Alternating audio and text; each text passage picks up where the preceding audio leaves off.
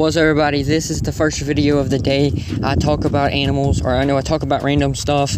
Like and subscribe. This is about the red-bellied woodpecker, and yeah, I'm gonna say some facts. So yeah, stay tuned. There's gonna be more videos today. The red-bellied woodpecker is a medium-sized woodpecker of the family Picidae. It breeds mainly in the eastern United States, ranging as far as south as Florida and as far as north as Canada.